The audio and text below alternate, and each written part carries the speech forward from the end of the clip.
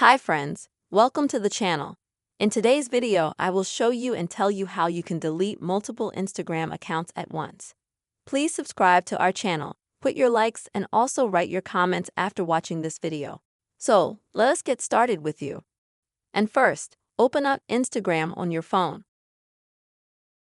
Then at the bottom, click on your image to go to your profile, and then at the top, click on the three bars, then Settings. And when you get to Privacy Settings, you'll need to go to the very first section, and that's the Meta Account Center. Once you're in the Meta Account Center, scroll down to the bottom and click on Accounts. This way, you'll be able to see all the Instagram accounts as well as Facebook accounts that are tied to this particular Meta account. So if you want to delete any of your Instagram pages, then you just click Delete next to it.